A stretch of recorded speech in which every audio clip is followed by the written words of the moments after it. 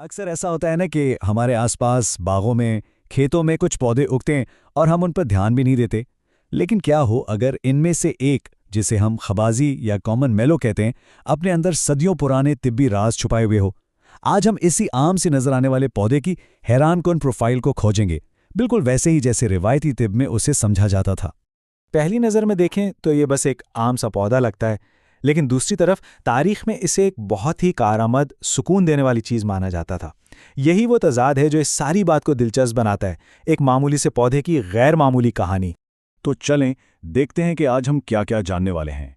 सबसे पहले हम खबाजी को पहचानेंगे, फिर उसकी कदीम तिब्बी प्रोफाइल को समझेंगे। ये देखेंगे कि इसके असरात को अमली तौर पर कैसे इस्तेमाल किया गया, उसकी रिवायती यूज़र गाइड पर एक नज़र डालेंगे और आखिर में इस सब के पीछे छुपे कीमियाई सुरागों को तलाश करेंगे। चलें जी, तो सबसे पहले बात करते हैं इस पौधे की पहचान की। इसके कई नाम हैं, लेकिन आज हम इसे खबाजी या इसके साइंसी नाम मालवा सिल्वेस्ट्रिस से जानेंगे। तो साइंसी ज़बान में इसका नाम है मालवा सिल्वेस्ट्रिस, हम इसे खबाजी भी कहते हैं। कुछ लोग नानकलाग या सुनछल भी कहते हैं। ये एक छोटा सा पौधा होता है जिस पे जामनी गुलाबी से रंग के फूल लगते हैं और इसके बीज चपटे और गोल होते हैं। यह आपको कश्मीर, पंजाब और यूपी के गर्म इलाकों में मिल जाएगा। और हाँ, एक मज़े की बात, ये देखने में ख़त्मी पौधे जैसा लगता है, तो अक्सर लोग इसकी पहचान में धोखा खा जाते हैं। अच्छा, अब जब हमने इसे पहचान लिया है तो ज़रा इसकी पुरानी रिवायती प्रोफाइल में झांकते हैं। तिब्बे यूनानी में इसकी खूबियों को बताने के लिए कुछ खास अल्फाज इस्तेमाल होते हैं। चलें अगली चंद स्लाइड्स में उन्हीं अल्फाज का मतलब समझते हैं।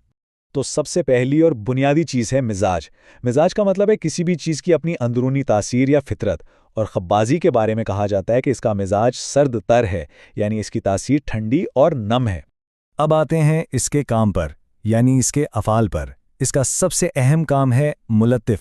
इसका मतलब है कि ये एक डिमुल्सेंट है, यानी ये जिस्म के अंदर, ख़ास तौर पर गले या आंतों की झिल्ली पर एक हल्की सी सुकून देने वाली तह बना देता है, जिससे जलन और सोजिश में आराम आता है। इसका दूसरा बड़ा काम है मुनफिस बलगम। आसान जुबान में कहें तो ये एक एक्सपेक्टोरेंट है, मतलब ये सीने में जमी बलगम को बाहर निकालने में मदद करता है, जिससे सांस की नाली साफ होती है। और तीसरा अहम काम है मदे रिबोल। ये एक डायूरेटिक है, यानी ये जिस्म से फालतू पानी और नमकियात को पेशाब के रास्ते निकालने में मदद करता है। ठीक है, तो हमने ये सब मुश्किल लफ्ज़ तो सीख लिए, मिजाज, मुल्तिफ, मनफस, लेकिन असल ज़िंदगी में इनका क्या फ़ायदा है? चलें देखते हैं कि इन खुसूसियात को किन बीमारियों के लिए इस्तेमाल किया जाता था। अब ज़रा इस स्लाइड को देखें, यहाँ सारी कहानी साफ हो जाएगी।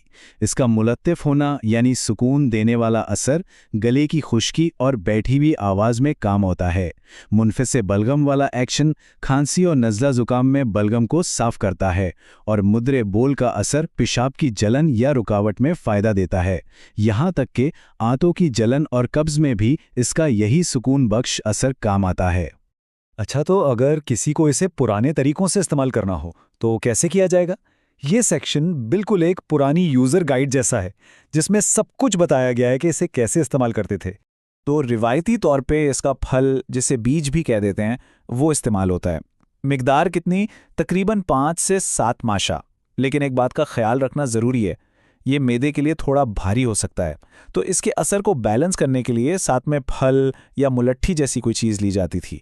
और अगर कभी खबाजी ना मिले तो उसकी जगह खुतमी भी इस्तेमाल हो सकती है। और इसकी अहमियत का अंदाज़ा इस बात से भी लगाया जा सकता है कि ये शरबत-ए-एजाज़ जैसे मशहूर रिवायती शरबत का एक अहम हिस्सा है, जो ख़ास तौर पर सांस की नाली के इन्फेक्शंस में इस्तेमाल होता है। चलें, अब आते हैं इस तज़्ज़िये के सबसे दिलचस्प हिस्से की तरफ। क्या ये जो सदियों से बातें चली आ रही हैं, इनके पीछे कोई साइंसी वजह भी है? अब हम रिवायत को साइंस से जोड़ने की कोशिश करेंगे। तो सवाल यह है कि आखिर इस पौधे में ऐसा क्या खास है जो उसे सुकून बख्शता है, बलगम निकालता है और पेशाब आवर भी बनाता है? और जवाब छुपा है इसकी केमिस्ट्री में। सबसे अहम चीज़ है म्यूसिलेज। ये एक जेल जैसा मादा है और यही वो चीज़ है जो इसे मुल्तफ यानी सुकून देने वाला बनाती है। इसके अलावा इसमें टैनिन्स, फ्लेवोनॉइड्स और ग्लूकोज भी पाए जाते हैं, जो सब मिलकर इसकी खुसूसियात को मुकम्मल करते हैं। तो हासिल कलाम यह है कि इसमें जो म्यूसिलेज है वो कदीम हिकमत और जदीद साइंस के बीच एक पुल का काम करता है।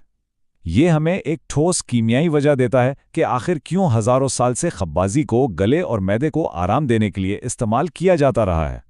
और यहीं पर एक बड़ा सवाल पैदा होता है। हमारे इर्द गिर्द न जाने ऐसे कितने ही पौधे हैं जिनमें ऐसी ही रवायती हिकमत छुपी हुई है, और वो बस इस बात का इंतजार कर रहे हैं कि उन्हें समझा जाए।